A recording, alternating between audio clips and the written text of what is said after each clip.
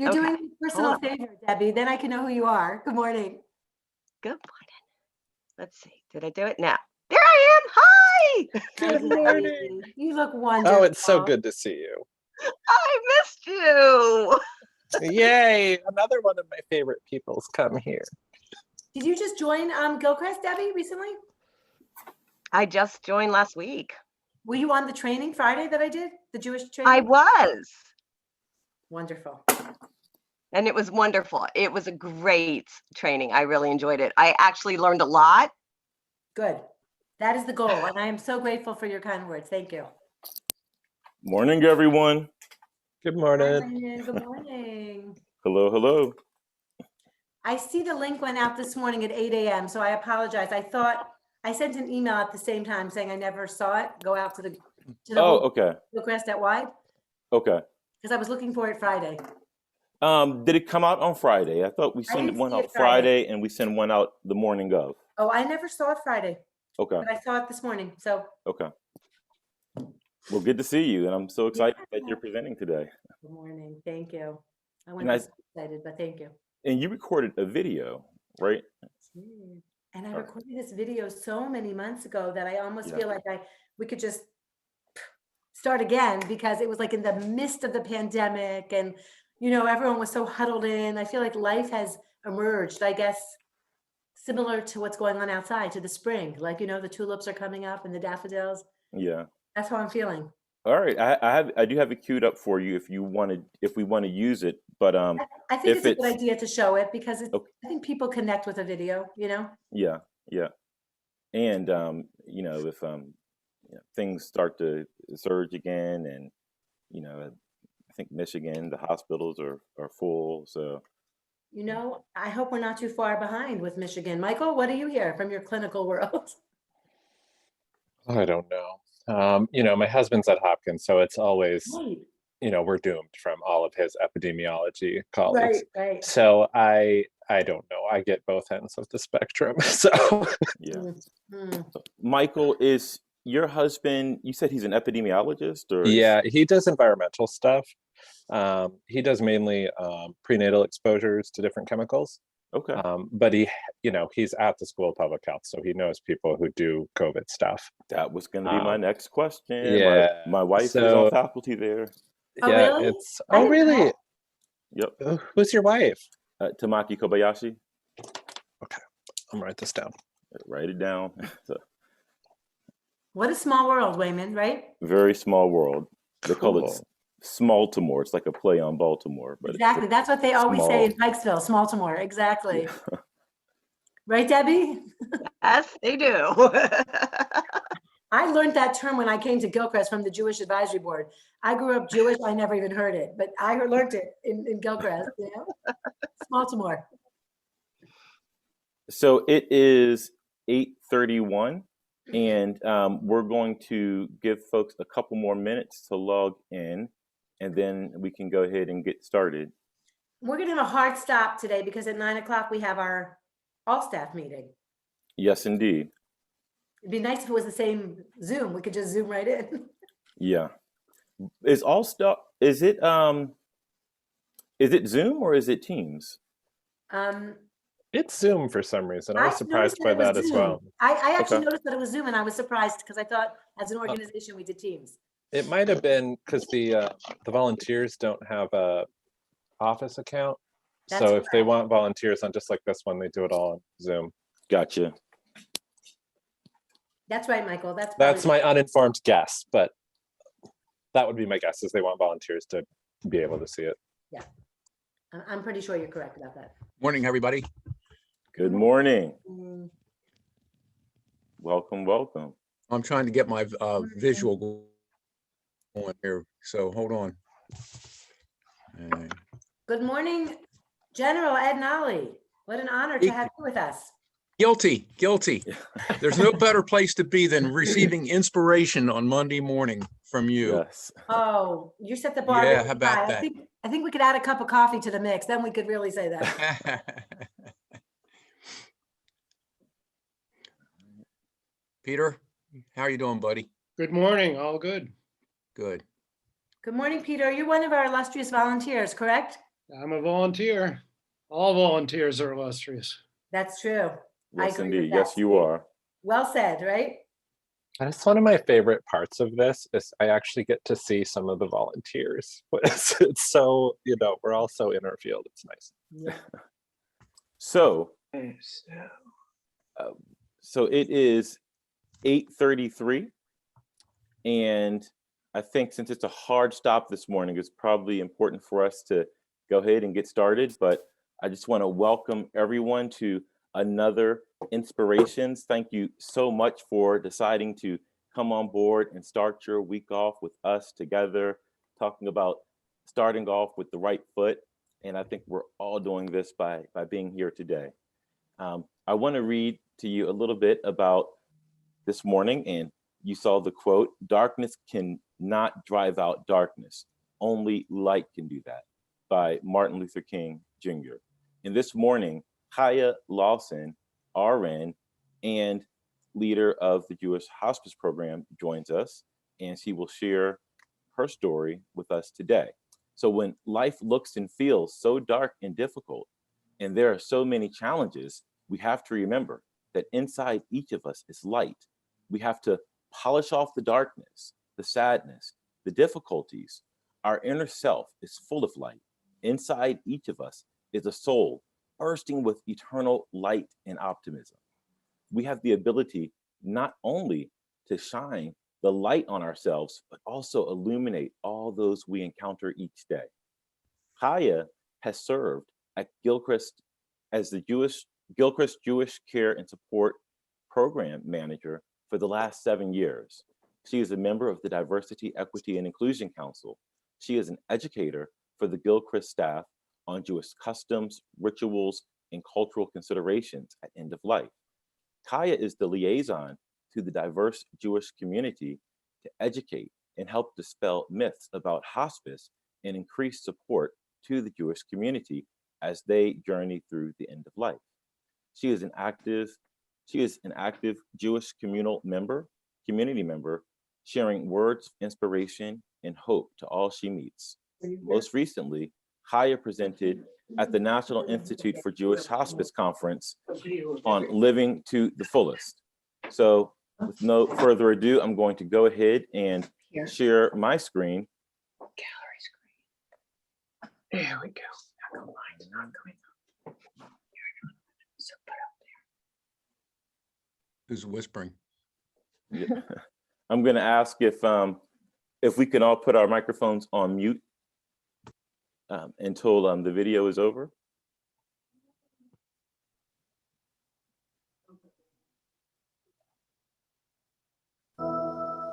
Hope everyone is doing well this morning. I'm Chaya Lasson.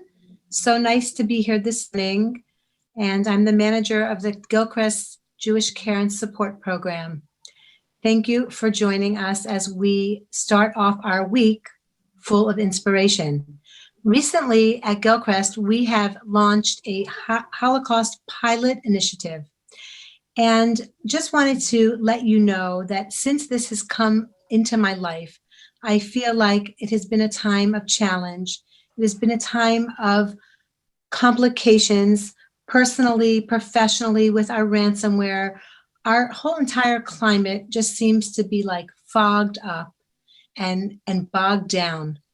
And we're so glad that we're able to share this platform this morning to talk about how we, through the darkness, can see the light and be a spark to each of us so that we can have a life, a week, a day full of life, of meaning and light. And I'd like to show you a short little clip of an incredibly inspirational woman, a Holocaust survivor, who's able to see through the darkness, the light that's there, and how we just need to clean it off and polish it off.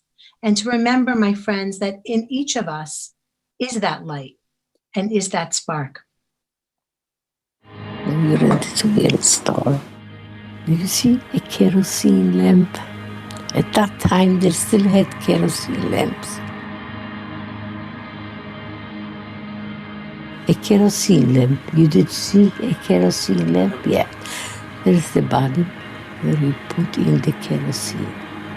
And then there is a little piece there, and you put in the wick. And then you light the wick, and you put in the glass chimney. And it's beautiful. It lights so beautiful through that glass chimney. It's so nice. So much light, so much light. The wick burns and burns and burns. And the chimney gets dark. The chimney gets black. Do you ever see it? It gets black, black, black. It's all black. And then you say, oh my God, there is no more life there. There is no life there. Look at this. It's all dark. There is light there. In every human being, there is light. You live only in such circumstances, around all kinds of people, in all kinds of situations. And the chimney gets dark, dark. It's up to you. Take off the chimney. You wash it off. You polish it off. You put it back on that light, and you will see how great the light will shine. As you can read, baby's Frau Schenier. Nobody wrote about it. It's not written. She told me that story.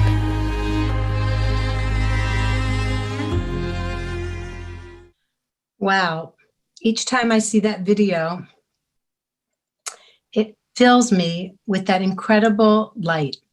What an unbelievable, heroic woman to have survived such atrocities during the Holocaust, to be able to give over a message of hope and radiance, and especially now in our times where life seems like it's so dark.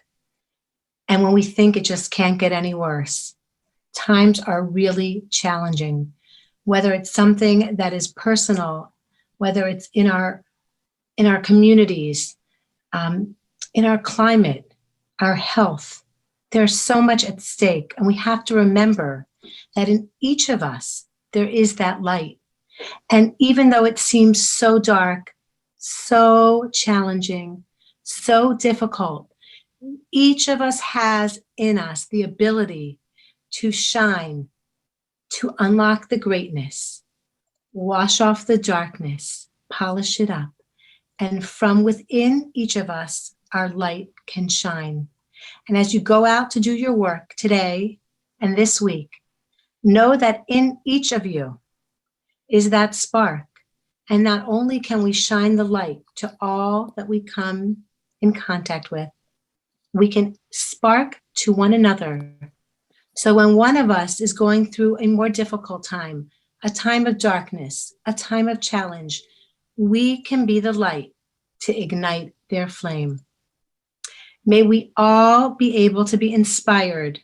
May we all be able to share this incredible message that within each of us every day, no matter what appears around us, what chaos, a world that seems like it's almost upside down, in each of us is that spark, and each of us has the ability to see the light through the tunnel. Have a wonderful day, and thank you for joining.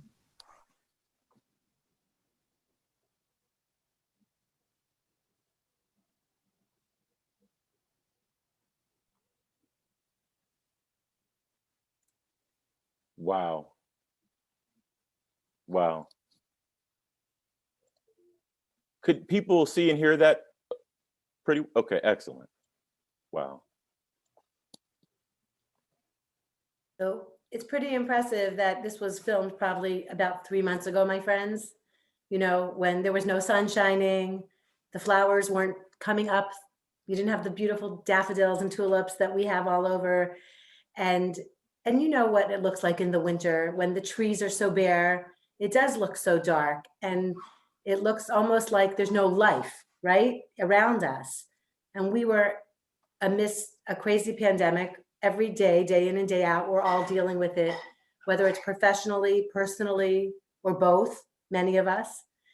And trying to still every day wake up and feel that passion and ignite our inner self and our strength and our light. And I watched this video, and I think, like I said in the beginning, ever since I've been involved in this pilot, my eyes are just so much more open to all of the Holocaust survivors and all of the wisdom we can glean from them.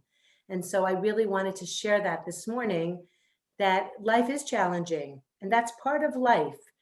And maybe I would just share something I learned from my husband years ago, that, you know, we all think that we want our life just to be so balanced and kind of just a straight line without all the ups and downs. But if you think, my friends, think of an EKG machine, right? Think of our heart. Can you imagine, God forbid, if our line was a flat line? What does that mean? That's not a good sign, my friends, right? We want the EKG. We want the heart rhythm to be up and down. And so too, we don't always know what's best for us. We think that the up is what's good, and we think the down often is what's challenging and difficult.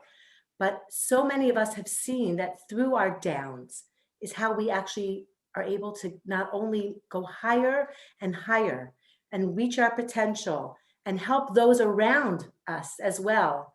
And so I welcome any comments or questions. And as I'm sitting here, I'm looking at what happens to be right behind me. It's my candles that I light every Friday night, my Shabbos candles, my Sabbath candles. And I can't help but think of how appropriate it is, how we were just watching, and I'm thinking how one of the few things that we can actually give to each other is light. For example, if I would bring to us this morning, if we were meeting, you know, in a room, and I said, I brought you Krispy Kreme donuts, right? Here's a dozen. That doesn't mean we each have a dozen. That means if I give you one, now I have 11, and you give the next person, and now there's 10, and we each have less and less by sharing. But the exception is light. If I light my candle and I pass it on to you, Wayman, and you pass it on, each of us still has our candle bursting with light, bursting with radiance. And so it's incumbent upon us now to take that message. It costs nothing. We're not talking about, you know, a big investment financially. This is something that's already in each of us. So if we can remember this message, inspire those around us, ignite our own souls that are bursting with this light, ultimately, it's just a ripple effect, and we will be able to light up the community, light up the world that we live in. And so I really thank you this morning. I welcome any comments, any questions, and just wanted to thank you for giving us the opportunity this morning to inspire and to be inspired.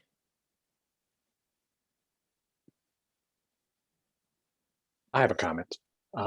I think that metaphor is just wonderful. And my brain automatically shifted it slightly different of kind of the founding quote of modern hospice from Dame Cicely Saunders of "You matter because you are, and you matter until the end of your life."